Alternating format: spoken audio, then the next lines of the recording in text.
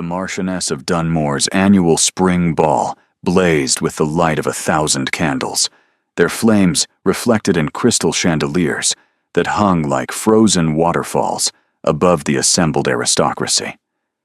Silk rustled against marble floors, champagne flowed from silver fountains, and the cream of English society swirled in elaborate patterns across the dance floor. Carenza Fairholme watched it all from behind a potted orange tree in the far corner of the ballroom, invisible as always. At 23 years old, she had perfected the art of disappearing. Not physically, of course. She was present in the room, dressed in a modest gray gown that marked her as neither servant nor guest, but something far more ambiguous.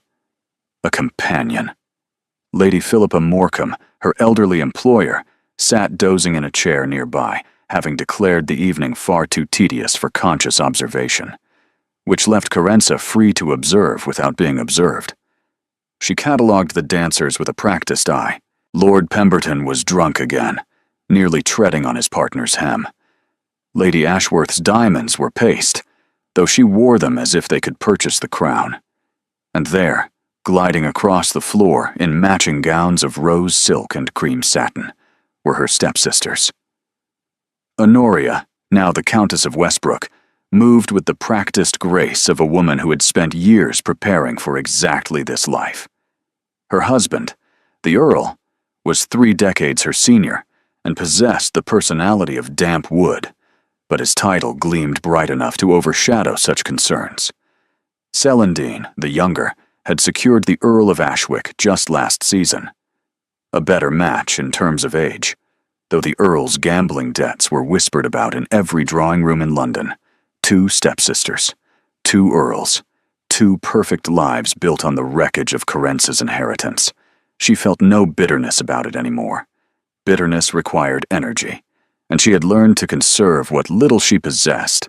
When her father died 8 years ago, she had been 15 and foolish enough to believe her stepmother, Sophronia, would honor his memory by caring for his only child. Instead, Sophronia had produced documents, lawyers, and witnesses that somehow proved the Fairholme estate belonged entirely to her and her daughters. Carenza had found herself with nothing but the clothes on her back and a choice: accept Sophronia's offer to remain as an unpaid servant in her own home, or leave. She had left. Lady Philippa, her father's elderly aunt by marriage, had taken her in. Not from kindness exactly, but from spite. Lady Philippa despised Sophronia with particular venom, and employing Carenza as her companion was a small but satisfying act of defiance. It was not a glamorous life, but it was hers. Well, look what crawled out from the servants' quarters. Carenza's spine stiffened at the familiar voice. She turned to find Honoria and Celandine approaching, their faces arranged in expressions of delighted malice. "Sisters," Carenza said evenly. "How lovely to see you both." "Is it?" Celandine giggled behind her fan. "We certainly take no pleasure in seeing you lurking about like a ghost at a feast. I am accompanying Lady Philippa." "Ah, yes, your little position." Honoria's lip curled. "Tell me, does the old bat pay you in actual currency, or merely in the privilege of existing in her shadow?" "She pays me in the satisfaction of not being married to a man who falls asleep during his own conversations." Honoria's eyes flashed. "You insolent little—" "Careful, sister." Carenza's voice remained calm, though her heart hammered. "We are in public, would not want to cause a scene." "You think you are so clever." Celandine stepped closer. "But cleverness cannot purchase gowns, can it? Look at you, dressed like a governess at a ball. Do you know what people say? They say, 'There goes the Fairholme girl, the one who lost everything, the one nobody wanted.' Perhaps," Carenza said quietly. "But at least I know my worth is not measured in the title of the man I married." "Your worth?" Honoria laughed. "You have no worth. You are nothing. An orphan with delusions of dignity." While you what, exactly? The new voice cut through the confrontation like a blade. All three women turned to find a man standing several feet away, his expression one of polite inquiry that somehow conveyed absolute authority. Carence's breath caught. She knew who he was. Everyone knew. Hadrian Ravencroft, the 7th Duke of Alderton, was considered the most eligible bachelor in England. Tall, dark-haired, with eyes the color of a winter sea and a jaw carved from marble. He was 31 years old, obscenely wealthy, and had spent the last decade rejecting every woman the marriage market had thrown at him. And he was looking directly at Carence. "Your Grace," Honoria dropped into a theatrical curtsy. "What an honor. I am the Countess of Westbrook, and this is my sister, the Countess of Ashwick. We were simply greeting our dear stepsister." "Were you?" The Duke's gaze did not waver from Carence. "It sounded rather more like you were cataloging her deficiencies. Poorly, I might add." Celandine flushed crimson. "Your Grace, I assure you, you may assure me of nothing. You may, however, leave." His tone remained pleasant, which made the dismissal more devastating. "I wish to speak with your stepsister. Alone." They retreated, casting venomous glances over their shoulders. Carence stood frozen. "Your Grace, I thank you, but I assure you it was unnecessary." "I noticed. You handled them with admirable composure." He moved closer, studying her with intensity that made her skin prickle. "Miss Fairholme, I have a proposition for you." "I beg your pardon?" "A business proposition. One that would solve a pressing problem of mine and dramatically improve your circumstances." "I do not understand. I need a fiancé." He said it flatly, as if announcing he needed new boots. "Not a real one. A temporary arrangement lasting 4 months. In exchange, I am prepared to offer you financial independence for the rest of your life." The ballroom seemed to tilt around her. "You cannot be serious." "I am entirely serious, Miss Fairholme, and I suggest you hear my terms before deciding, because I believe we might be exactly what each other needs." Carence stared at the Duke of Alderton, waiting for the moment when he would reveal this as some elaborate jest. The moment did not come.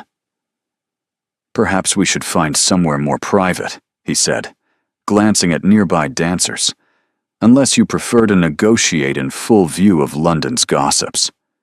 "I have not agreed to negotiate anything." "No. But you have not walked away either." He was right, and they both knew it. She followed him to a small antechamber, her mind racing. The room was elegantly appointed, with velvet chairs and a fire burning low. The Duke closed the door, but did not lock it. A small courtesy she noted with reluctant appreciation. "My father's will contains a clause," he began without preamble.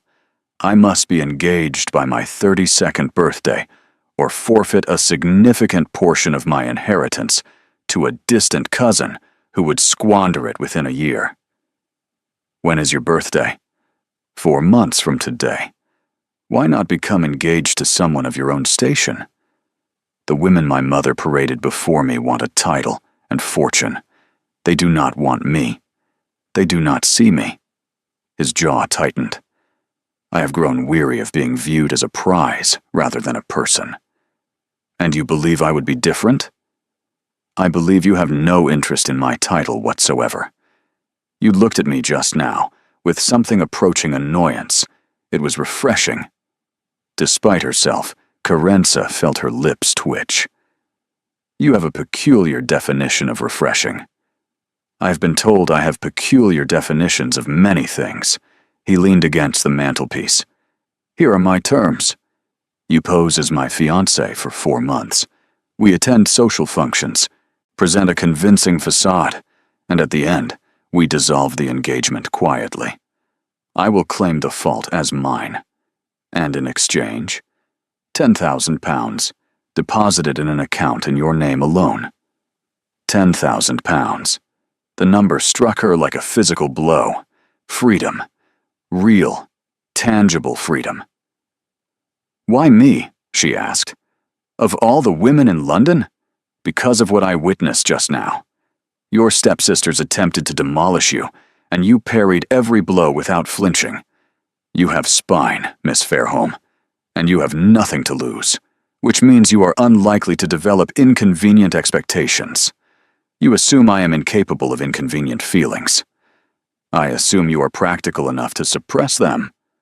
Was I wrong?" Carenza considered the question. Could she spend 4 months pretending to love this cold, calculating man and walk away unchanged? What about living arrangements? You would reside at Alderton House, chaperoned by my aunt, Lady Octavia.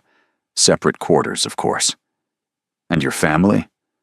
My father died last year. My mother passed when I was young. My aunt manages the household and will be informed of the arrangement's true nature.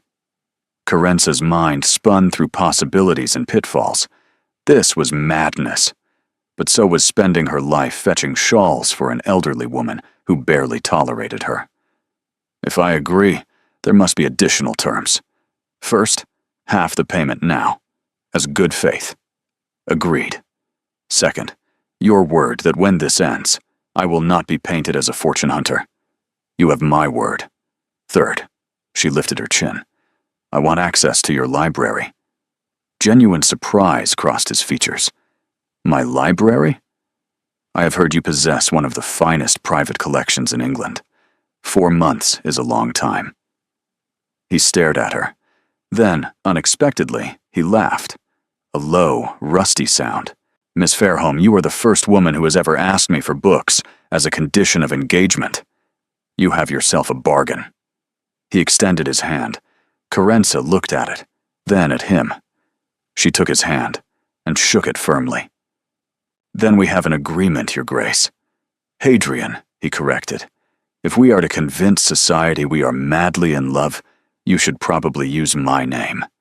Hadrian, then. And you must call me Carenza. Carenza. He spoke it slowly, tasting the syllables. It suits you. Unusual and resilient. Is that a compliment? It is an observation. He released her hand, and she noticed the absence of his warmth. I will send a carriage tomorrow morning. Our engagement will be announced at the Pemberton Musical in 3 days. 3 days is hardly enough time. Simple lies work best. We met through Lady Philippa, discovered mutual interests, and developed feelings. People will believe it because they want to. Until tomorrow, then. Until tomorrow, Carenza, and thank you for taking a chance on this madness. Thank me in 4 months, she replied, when we have both survived it. The Duke of Alderton's carriage arrived at precisely 9 o'clock the following morning. Carenza had been awake since dawn, her single trunk packed with everything she owned, which amounted to depressingly little. Lady Philippa had received news of the engagement with characteristic bluntness. So you have caught yourself a duke. I always knew you were cleverer than you let on. Now, as the carriage rolled toward Alderton House, Carenza wondered what awaited her. The carriage turned through imposing iron gates, and she caught her first glimpse of the residence. Her breath stopped. It was enormous. The facade was classical Georgian, all symmetrical windows and elegant proportions. But the sheer scale dwarfed every building she had ever entered. A butler, whose expression suggested he had witnessed many strange things, admitted her. He led her through an entrance hall of marble and gilt, past portraits of stern ancestors, and into a study that managed to be both magnificent and comfortable. Floor-to-ceiling bookcases lined the walls, filled with volumes that looked read rather than decorative. Sunlight streamed through tall windows, and standing by one window, reading a letter, was Hadrian. Carenza's first thought was that he looked different without the ballroom's formality. No coat, just shirt sleeves and waistcoat. His dark hair was disheveled, as if he had been tugging at it in frustration. Then he turned, and she saw his eyes. Storm cloud gray, intelligent, and furious. Aunt Octavia, he said, in deadly calm to someone behind her. Would you care to explain why I have received 14 messages of congratulation regarding an engagement I knew nothing about?" Carenza spun. A woman stood in the doorway, perhaps 60, tall and angular, with steel-gray hair and eyes that missed nothing. "I am Lady Octavia Ravencroft," the woman said, "Hadrian's aunt, and I see my nephew has already begun his dramatics." "Dramatics?" Hadrian's voice could have frozen water. "You told me she would arrive this afternoon. You said nothing about announcing the engagement early." "I may have encouraged certain whispers at my card party last evening." Lady Octavia moved into the room. The news spread faster than anticipated. "You," Hadrian pinched the bridge of his nose. "This is precisely why I did not want you involved." "And yet here we are." Lady Octavia turned to Carenza. "Miss Fairholme, I apologize for the chaos. My nephew, despite his intelligence, sometimes fails to appreciate the value of momentum." Carenza looked between them, uncertain whether she had walked into an alliance or a battlefield. "Perhaps," she said carefully, "we should discuss how to proceed from here." Hadrian's gaze swung to her, something flickering in those penetrating eyes. Respect, perhaps. She is right. What is done is done. He moved to pour himself a drink. "The Pemberton Music Hall is now tomorrow evening. We have one day to prepare." "Then we should begin immediately," Carenza said. "Tell me everything I need to know about you." Lady Octavia's lips twitched with approval.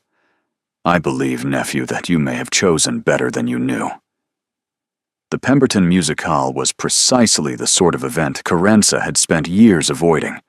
Glittering chandeliers, towering floral arrangements, and 300 members of London's elite packed into a ballroom. The air was thick with perfume, champagne, and barely concealed judgment. She stood at the entrance beside Hadrian, her hand resting on his arm, acutely aware that every eye had turned toward them. "Breathe," Hadrian murmured. "They can smell fear." "I am not afraid." "Then stop crushing my arm." She loosened her grip. "Apologies." "Do not apologize. Channel that energy." His hand covered hers briefly. "Remember, we are madly in love. Look at me as if I am the most fascinating person you have ever encountered." "That should not be difficult. You are certainly the strangest." His lips twitched. "There, that expression. Keep it." They descended into the crowd. The first hour was a blur of introductions and thinly veiled interrogations. Carenza repeated their fabricated story until it began to feel almost real. Through it all, Hadrian played his role flawlessly, his hand at her waist, his attention fixed on her, his responses smooth when she stumbled. It was unsettling how natural it felt. During a brief respite, Lady Octavia appeared beside them. "Your stepsisters have gathered sufficient courage to approach." Carenza's stomach plummeted. Our little stepsister, engaged to a duke. Our little stepsister, engaged to a duke. "Life is full of surprises," Carenza said evenly. "It certainly is." Celandine's smile could cut glass. "Tell me, Your Grace, however did you come to notice our Carenza? She has always been so very invisible." Hadrian's arm tensed beneath her fingers.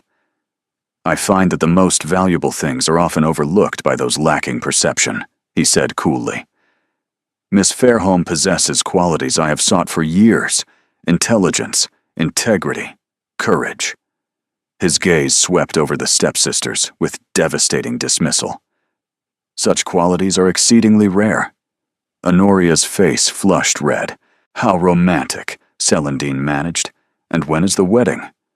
"We have not set a date," Carenza said. "We prefer to enjoy our engagement." "How sensible. Though at your age, one cannot afford to be leisurely." "Is that a warning or a threat?" Hadrian asked, his tone silky and dangerous. "I confess I cannot tell with you." Color drained from Honoria's face. "Merely an observation, Your Grace." "None taken." "Observations from those who lack insight rarely offend me." He inclined his head. "If you will excuse us, I have promised my fiancée a dance." He swept Carenza away before either stepsister could respond. "That was brutal," Carenza said. "That was restrained." His wry smile surfaced. "I could have mentioned Lady Westbrook's husband's visits to certain establishments, or Lady Ashwick's husband's gambling debts. How do you know such things? I make it my business to know things about people who threaten what is mine." He met her gaze, something fierce in those depths. "For the next 4 months, you are mine to protect." Before she could process his words, they reached the dance floor, and he drew her into position for a waltz.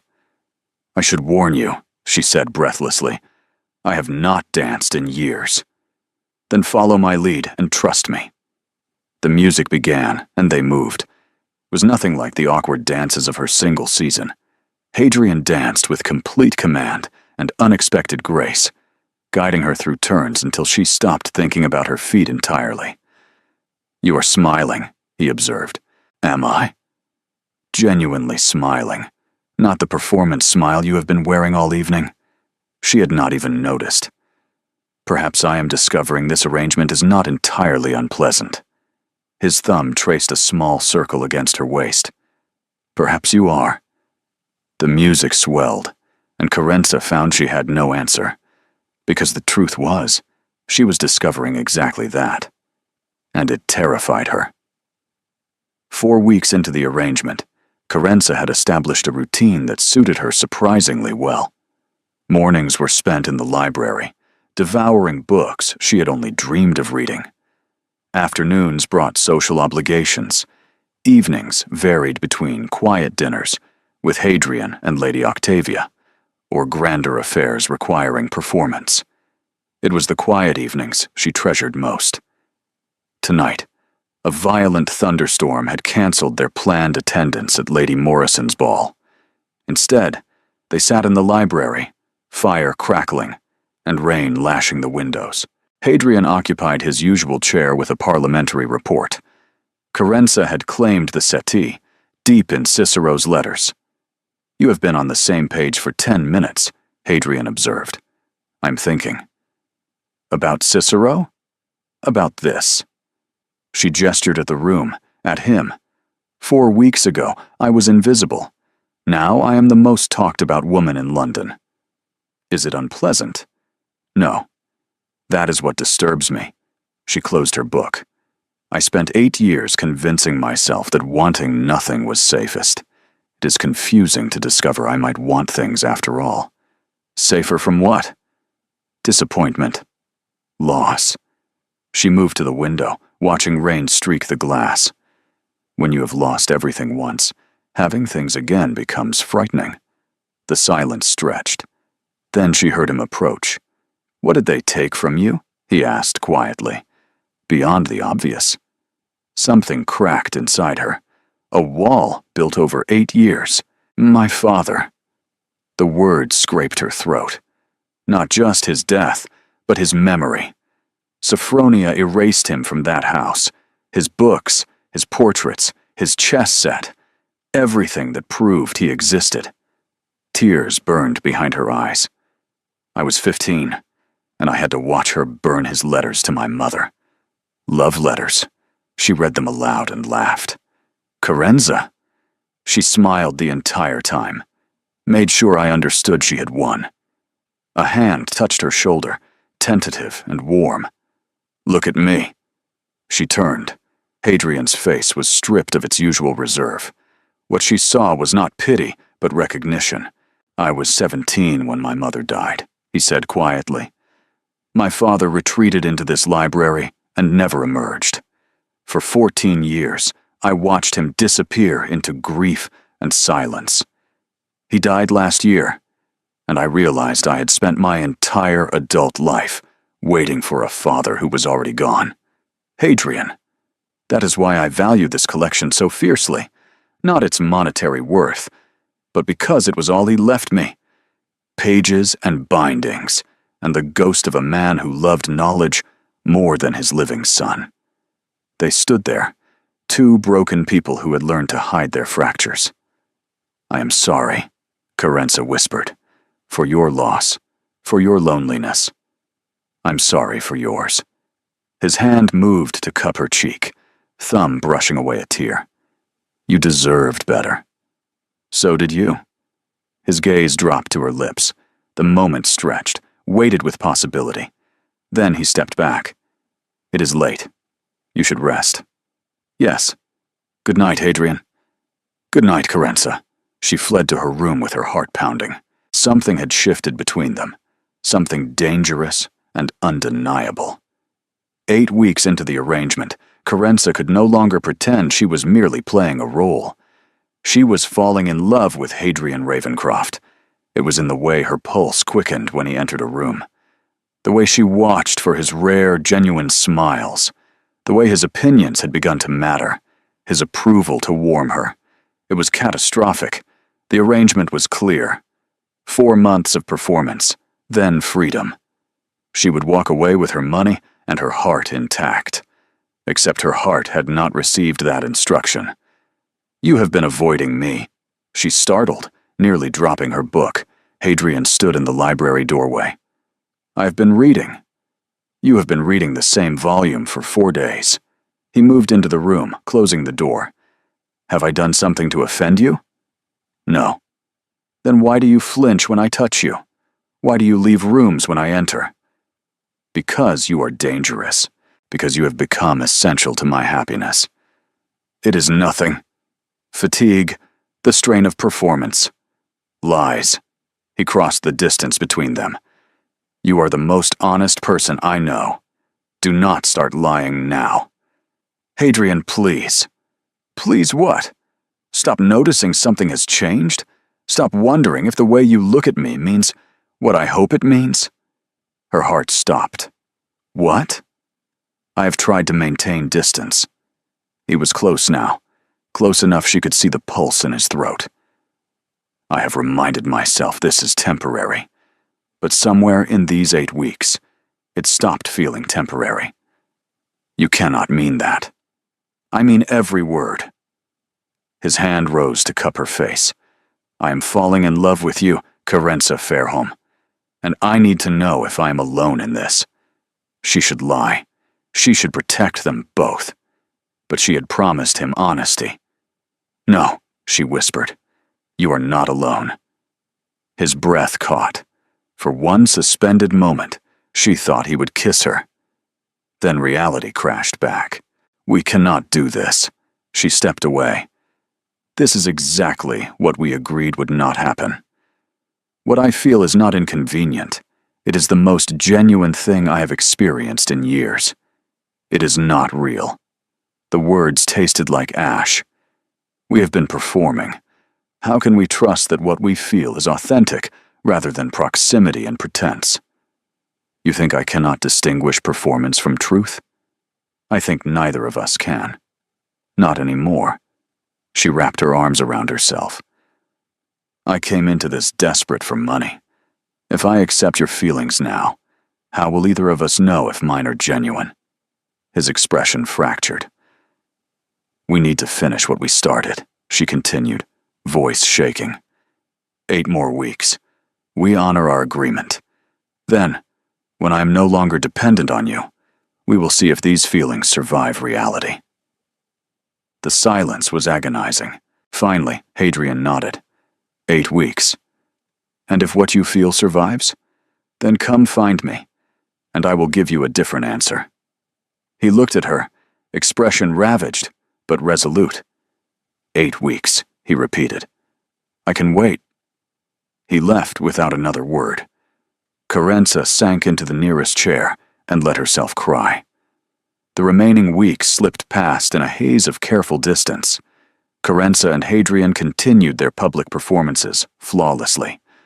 But behind closed doors, they orbited each other like planets that dared not collide. Every accidental brush of fingers sent electricity through her. Every shared glance held volumes of unspoken words. With only a handful of days remaining before the arrangement's end, Carenza allowed herself to imagine what might come after. Hadrian had promised to find her. Perhaps they could begin again. Properly this time. Then the letter arrived. She found it on her breakfast plate, addressed in unfamiliar handwriting. Lady Octavia watched her open it.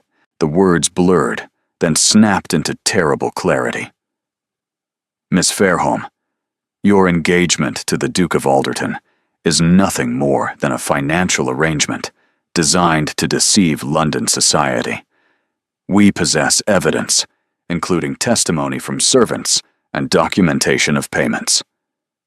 Unless you wish this information to become public, you will end the engagement immediately and leave London. You have 3 days. Your stepsisters wish to expose you publicly. We have convinced them private humiliation is sufficient. A friend. The paper trembled in her hands. "What is it?" Lady Octavia demanded. Wordlessly, Corenza handed her the letter. Lady Octavia's expression hardened. "Those venomous serpents. Someone in this household has been talking. If this becomes public, Hadrian's reputation will be destroyed. And yours? I have none worth protecting." She stood unsteadily. "I should leave tonight. If I am gone, Hadrian can claim he discovered my deception.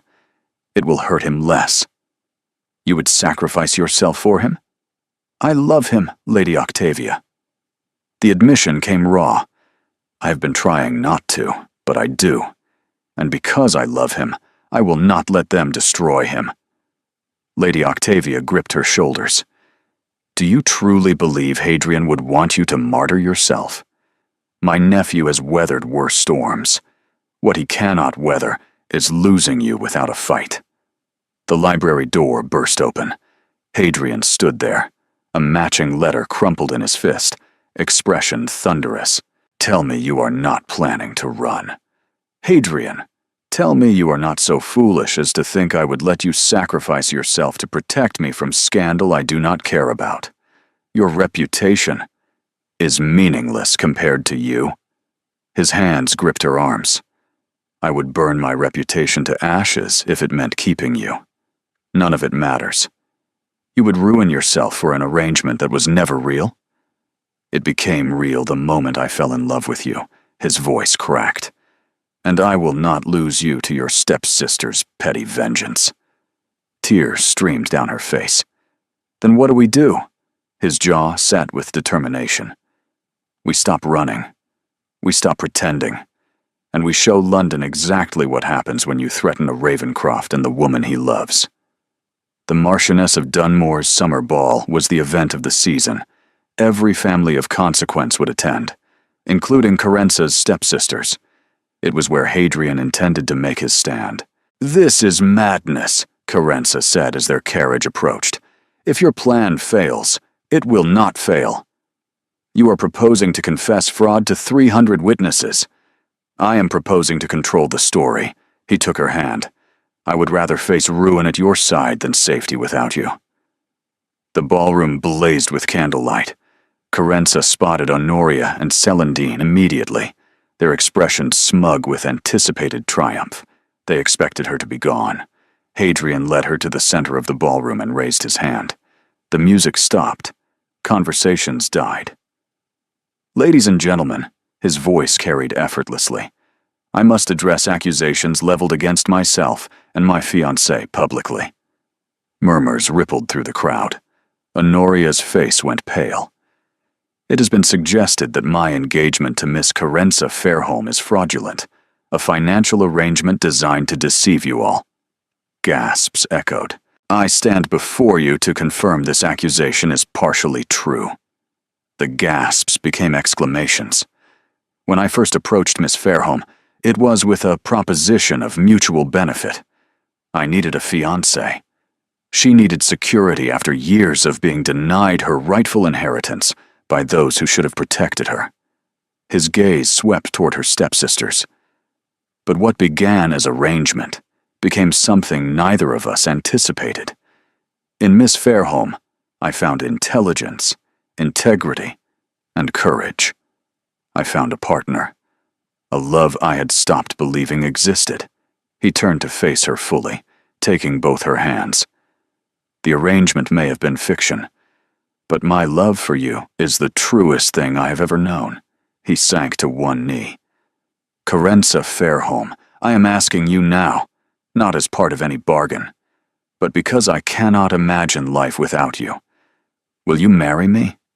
For real this time. For always." Tears blurred her vision. "You extraordinary man. You have just confessed fraud to all of London." "I have confessed love. Society can make of that what they will." She looked at the assembled faces. Some scandalized, others moved. Then her gaze found her stepsisters, frozen in humiliated fury. "Yes," she said loudly. "Yes, I will marry you." Hadrian rose and kissed her, while London society watched, whispered, and ultimately began to applaud. Because scandal was forgivable when wrapped in a love story. The wedding took place 2 weeks later in the private chapel at Alderton House. It was small, perhaps 50 guests, but every person had earned their place. Lady Philippa sat in the front row, dabbing her eyes. Lady Octavia stood as witness, her severe expression softened by something like joy. Corenza wore ivory silk, simple but elegant, purchased with funds she had carefully set aside from the initial payment Hadrian had provided at the start of their arrangement. When he had tried to buy her something grander, she had refused. This was her gift to herself, proof that she could stand on her own, even as she chose to stand beside him. When she walked down the aisle unaccompanied, Hadrian's face transformed entirely. The mask fell away, leaving only wonder. "You are magnificent," he murmured. "You are biased." "Completely. I intend to remain so forever." The ceremony was brief, but meaningful. Vows spoken with trembling voices, rings exchanged with shaking fingers, a kiss that lingered longer than propriety demanded. Afterward, Lady Octavia offered a toast. "When my nephew first informed me of his ridiculous scheme, I thought he had lost his mind. I was wrong. He had finally found it. To Hadrian and Corenza." Later, Corenza slipped away to the garden. Roses bloomed, their fragrance heavy in the summer air. Footsteps approached. She knew without turning it was Hadrian. "Escaping your own reception?" "Savoring it." She turned. "I keep expecting to wake up." "If it is a dream, I hope never to wake." He drew her close. "Are you happy?" "Deliriously." "Good." His voice turned mischievous. "Because your stepsisters' husbands have discovered financial irregularities in their dowries. Dowries largely composed of your inheritance." Corenza stared. "How do you know this?" "I may have arranged for certain information to reach certain solicitors. Your stepmother faces legal proceedings. The Fairholme estate may soon be returned to its rightful heir." "Hadrian, you said they destroyed everything proving your father existed. I cannot bring him back, but I can return what they stole." She kissed him then, pouring everything into the embrace. When they parted, he rested his forehead against hers. "I love you, Duchess of Alderton." "I love you too, you maddening, wonderful man." 5 years later, the library at Alderton House echoed with sounds it had never known. Laughter. Corenza watched her husband attempt to read a parliamentary report, while their 4-year-old son, Benedict, climbed his leg. "Papa, you are not paying attention." "I am attending to matters of state." "Mama says matters of state are less important than family." Hadrian shot Corenza an accusing look. "You have turned my heir into a revolutionary." Their 2-year-old daughter, Rosalind, toddled over with a book. She thrust it at Hadrian imperiously. "Read." "You see what you have done?" Hadrian scooped her up. "Tiny tyrants, who believe books are more important than anything." "Are they not?" He considered, then smiled. "I suppose they are." Later, after the children were surrendered to their nursemaid, Corenza and Hadrian walked through the gardens. "Lady Philippa wishes to visit next month," Corenza said. "Of course. The children adore her." She also mentioned Honoria has been seen working as a milliner's assistant in Bath. How the mighty have fallen. I should feel triumphant, but mostly I feel relieved that their power over me is truly gone. It never could have touched us. Not really. Hadrian drew her close. You were always stronger than they realized. I had help discovering that. As did I. He kissed her temple. Do you know what I was thinking earlier? About that night at the ball. When I saw you hiding behind that potted plant. I was not hiding. I was observing. You were hiding, he said fondly. And I remember thinking, there is someone worth seeing. And now? Now, I think, there is the woman who saved me, who taught me love is not weakness, but strength, who gave me family, home, and reason to be more than a title. Tears pricked her eyes. You are going to make me weep. Then I will distract you. He kissed her properly, the way he had kissed her in that ballroom 5 years ago. When they parted, Carenza looked at the house where their children slept. Was it worth it? She asked. The scandal? The unconventional beginning? Hadrian followed her gaze. Every moment. Every single moment. They walked back together, hand in hand, toward the life they had built from fiction and transformed into truth. The orphan had become a duchess, but more importantly, she had become herself.